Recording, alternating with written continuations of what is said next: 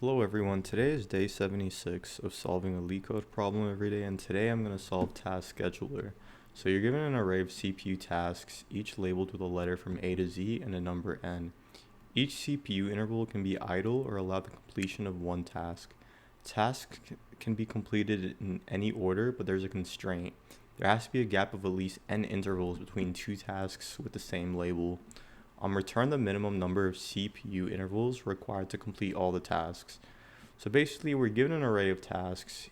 Each task is labeled with a letter, and then it's basically saying that once we process a certain letter, we can't process the same letter again unless there's a gap of n intervals between the two tasks. So for example, we can look at this sequence right here for the array AAA, BBB. We see that we have 3 A's and 3 B's, which means that we're going to have to process 3 A's and process 3 B's. But then each time we process an A, we have to wait 2 turns before we can process another A. And it's the same thing with the B. So as we can see here, we can process an A first, then we can process a B next, and then we can go idle. Then finally, we can process another A and another B again, because we can see here there's a gap of 2 elements between this other A, and then there's a gap of 2 elements right here before this other B. So it's the same thing here. We have so we have 2 A's, 2 B's, 1 C, and 1 D. So we can go A, B, C, D, A, B, because there needs to be a gap of 1. And one thing I want to note here is that it makes most sense to process the most frequent elements first.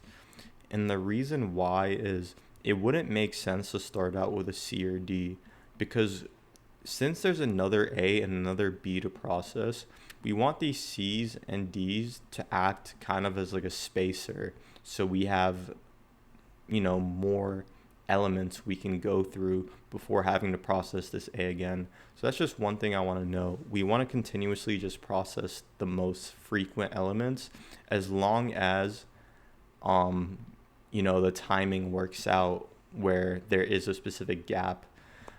So, as for the actual timing, we can store that in a queue. So for example, we can process this A, and then we can add, so first of all, we don't actually need the letters themselves. We only really need the counts, and the reason why is because it's asking us for the time. It doesn't ask us for anything related to the actual letters itself. So if we stored this as an array that looks like, so there's 2 A's, 2 B's, 1 and 1, we can store this in a heap. And basically what's going to happen is we process this 2 right here, so we decrement it. So let's say we start at time equals 1, right? Because that's going to be the very first time we process something. So we can process this 2 right here, but once we process this 2, we're going to pop it out the heap. And we're going to append it to a queue, and we're going to append it to the queue as a pair. So we know that it's currently time equals 1, and there needs to be a gap of 1. So we can't add this back into the heap until we're at time equals 2, because that's the current time plus 1. And once we reach the current time plus n, then we know we can add the value back into the heap to be processed again. But actually, this would be 1 now since we decremented, since we processed it. But the general idea is we can keep going. So, now we're at time equals 2, but of course, we start out with processing this 2. So we add it to the heap, and it's going to be 1. And then we can add this back at time equals 3 and remove this. But now we see that we're at time equals 2, so we can add this element back in. So really at the very end here, we're going to add another 1, and we can remove this out of the queue. And we can do the same thing over again. So now we're at time equals 3. We can pop this, and we don't need to re-add it to the queue. We see here that we have something that we need to add back at time equals 3. So we add that back to the end. We can empty out our queue, and then just do the same processing again. So basically the idea is we can use the combination of a heap alongside a queue to create an algorithm that can do this for us. So what I'm going to start out with is we don't care about the letters themselves. We just care about the counts. So we can get the counts by using the counter class in Python, and we're going to pass in tasks. Next thing is we want to create our max heap. I'm going to use the heap q class in Python, but this by default creates a min heap. To make it a max heap, we can just turn all the values negative. So we're going to say negative count for count in count.values. And what this will do is turn all the values negative.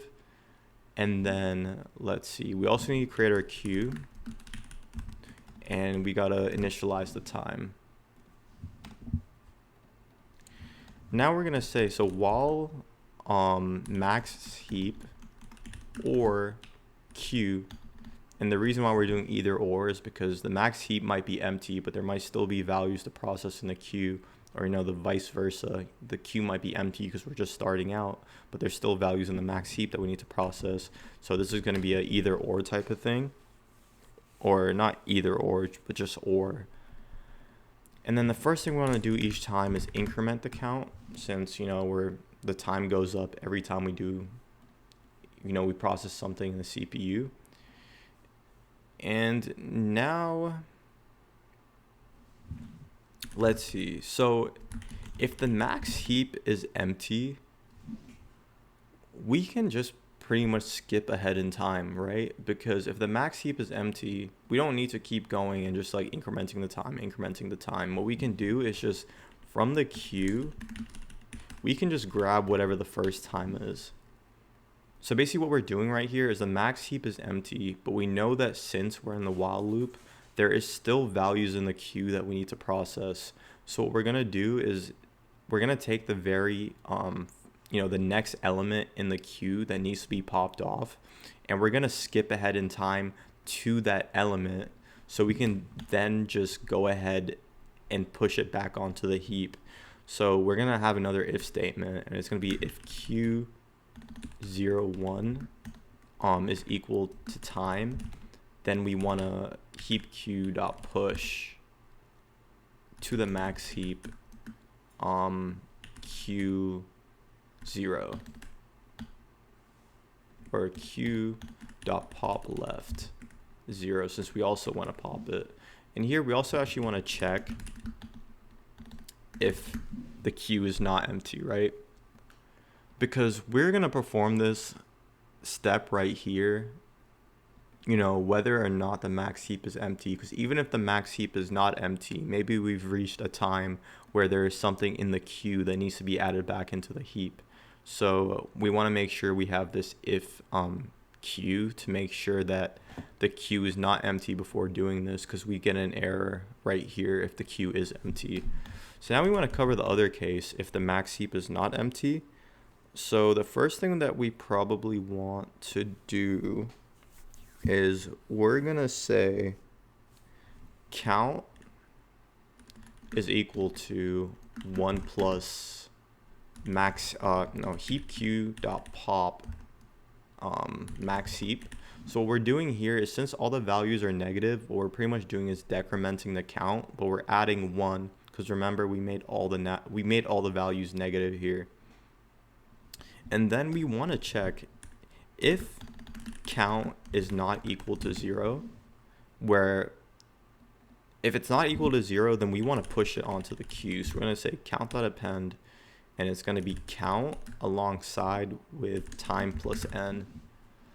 So right here, if the count is 0, that means we've processed all those letters, right? So we can just ignore it at that point. And finally, we just want to return time. So if I run this, oh, we're forgetting that over there. So if I run this again, okay, so heap q dot heap pop. Wrote that one wrong. Let me run this again. And this should be heap push, I believe. Let me try that again. Okay, accepted, submitted. Wrong answer. So expected at 8, but the output was a 9.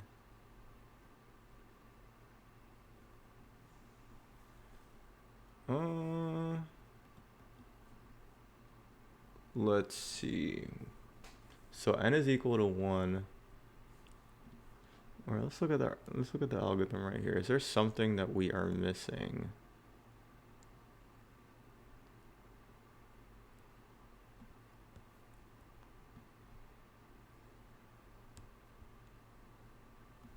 So we're incrementing the time. We're checking if the max heap is not empty.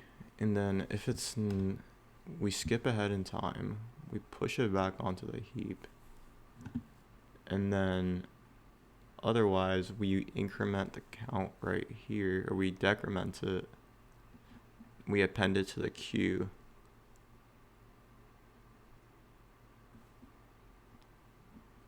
And then it seems like these test cases worked fine. So let me run this again, the specific test case.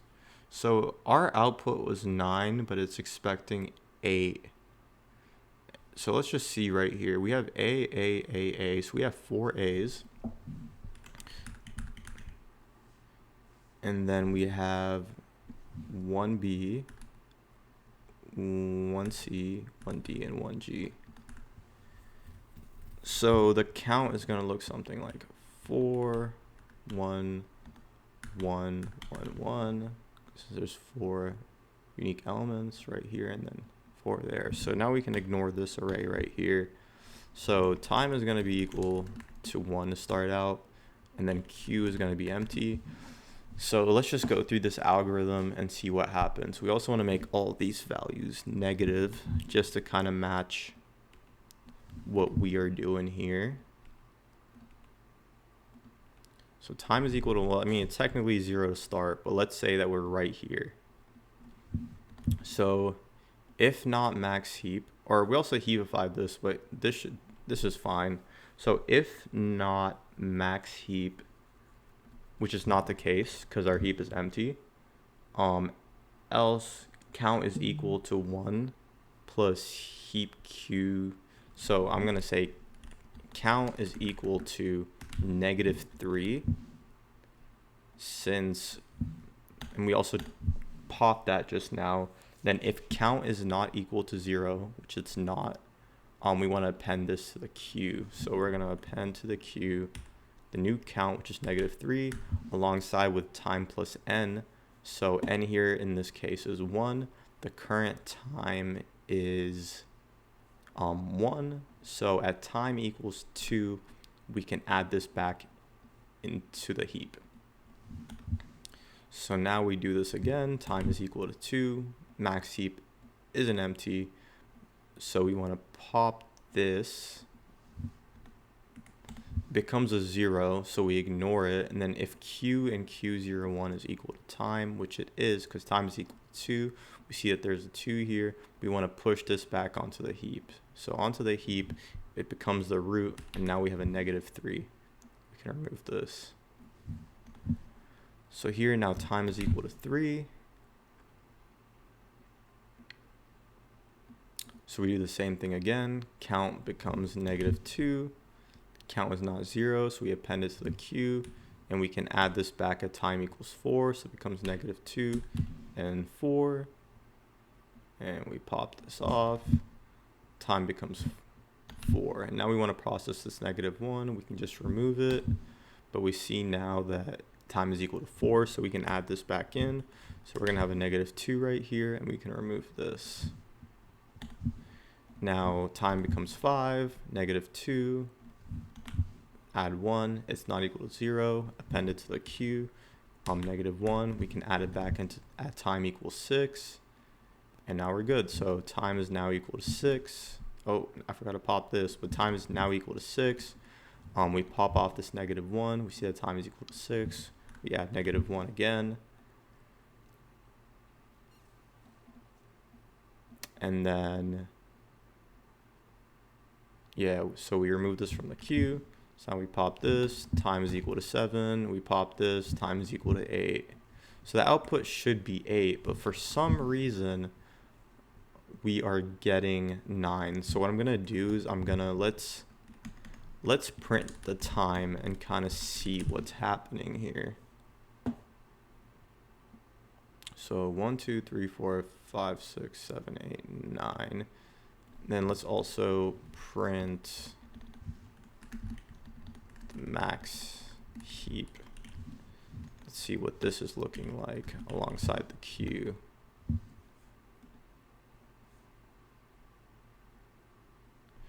Okay, so we have -1, -1, -1, -4. That looks right to start out. Oh, okay. You know, what I'm doing wrong is we